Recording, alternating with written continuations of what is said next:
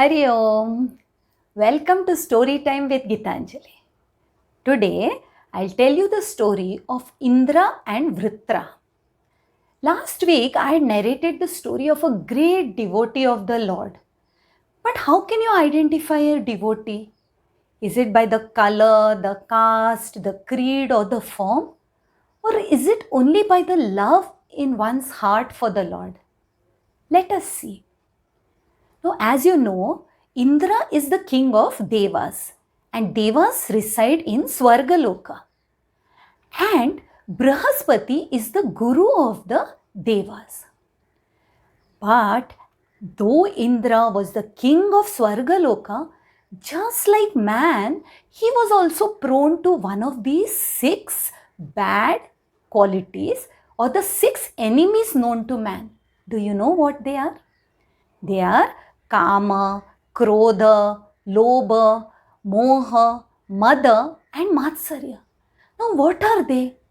This is when a person becomes desirous, angry, greedy, deluded, jealous or very proud. And even Indra was prone to have these emotions. So one day Indra was sitting in Swargaloka in his court and he was feeling so proud of himself. He was saying, all this glamour belongs to me. I am the king of the heavens. And as he was lost in his thoughts, his guru entered. Now, as I told you, his guru is Brahaspati. But because Indra was lost in his own thoughts of pride, he did not see his guru. And he did not even get up to offer his respects. Now, this is the greatest insult to a teacher. So, Brahaspati just turned and left the court. Now Indra realized what a great blunder he had done. So he called a few of his attendants and ran behind Brahaspati. But Brahaspati was very angry, so he made himself invisible. And now what was Indra to do? He searched high and low, but he did not find his guru. And do you know, when we don't have a guru, we are utterly lost and helpless.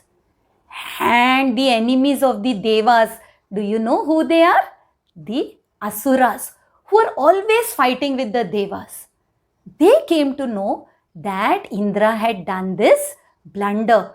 And now they attacked the Devas with full force. And they knew that they would win. Because without a teacher, the Devas were clueless. They lost battle after battle, war after war, and the Asuras kept gaining strength after strength.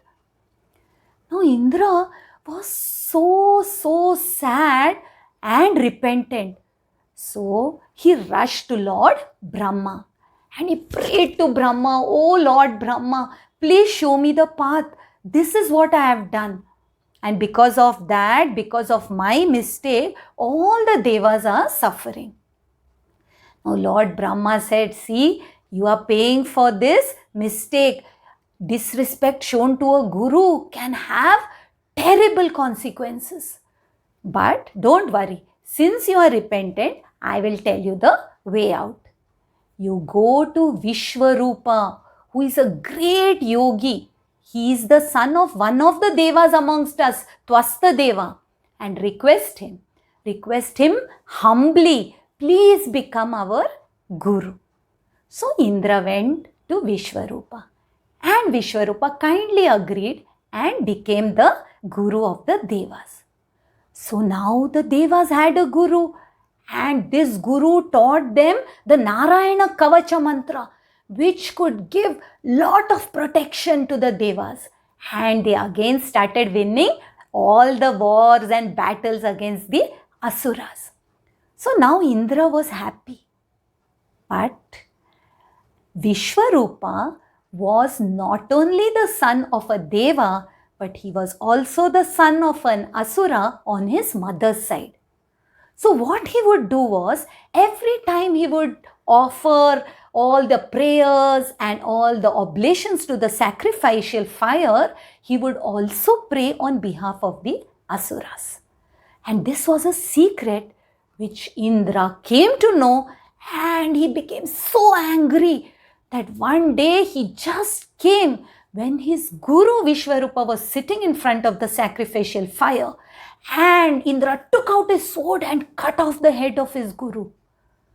Can you imagine what a sin this is? And Vishwarupa's father Twasta Deva came to know of this and got so angry that he created a fire with his yogic powers, and he instructed that a great demon of destruction be created. This demon of destruction was solely to destroy Indra. And so from the fire came out Vrittasura. Vrittasura, the greatest, fiercest demon, and who had a flaming tongue and who could destroy whoever was around him just when he roared or opened his mouth. So now Vrittasura set out to destroy Indra.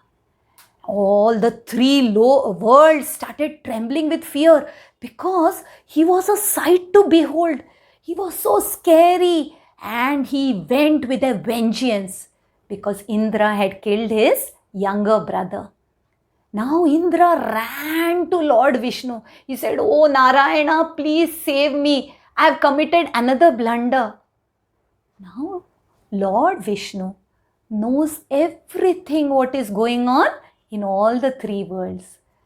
And he is the most compassionate one.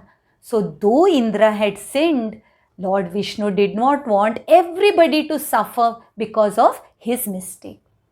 So Lord Vishnu told Indra, "See, the blunder you have committed is too great, but this demon which has come out of a sacrifice can be destroyed only by a greater sacrifice." And what is that? Go to Rishi Dadichi. He's a great yogi, a realized person. Request him to sacrifice his own body, and with his bones a weapon will be created that can destroy Vrittasura. So Indra and the Devas went and approached Rishi Dadichi. Now can you imagine, if somebody were to approach anyone with a request as strange as this, "Please give up your body," do you think anybody would easily agree to this? But sage Dadichi, he was very compassionate. See, all these rishis, they are so compassionate.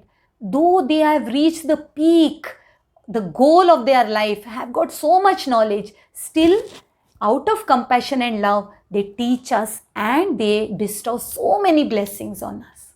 And so sage Dadichi also agreed. He told, "If my body can be of use to save so many lives, I will willingly give up this body." And so by his yogic powers, he just sat, meditated on the Lord, and left his body. And out of the bones of this great Rishi Dadichi, the weapon known as Vajrastra was created. As you all know, Indra's weapon is Vajrastra.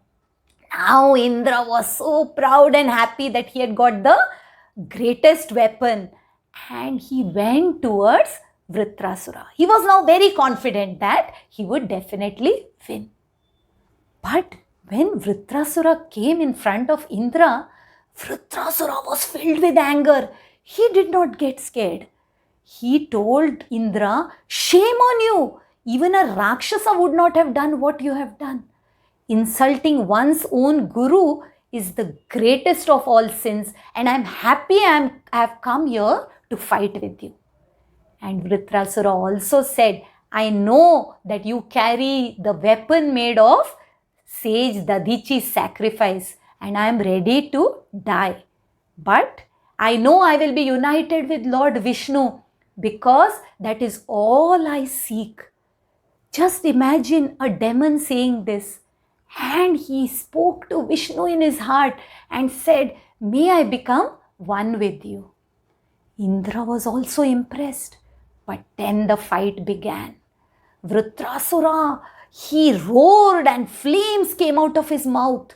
All the devas around started running helter-skelter.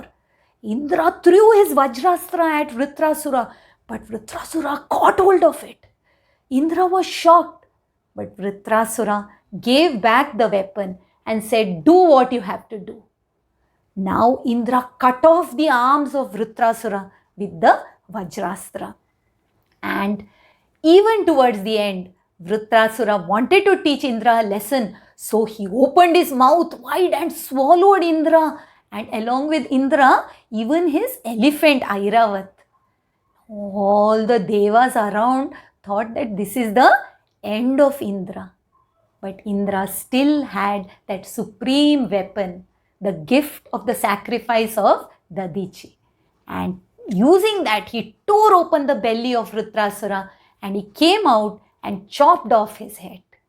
And suddenly, all the devas rejoiced because a demon had been killed once again by the Lord's grace and the great Rishi's sacrifice. But what did they see? The soul of Vritrasura went and merged with Lord Vishnu. How is that possible? This is because Vritrasura was a great Hari Bhakta when he was King Chitraketu. And because of a curse, he had got this demon body. But even after that, he did not forget the devotion to the Lord. So though his form was very fierce, ugly and demonic, the heart inside still sought the Lord. And this is how we see that there may be devotees in all different forms. You may not recognize one easily, but the Lord sees and hears everything. Let us all become like this, devoted to the Lord ever and ever. So, this was the story about the great devotee, the great sacrifice, and the respect that one should show to a guru. If you like this story, do share it with your friends so that they can join us on this journey week after week. Until we meet again, Hari Om.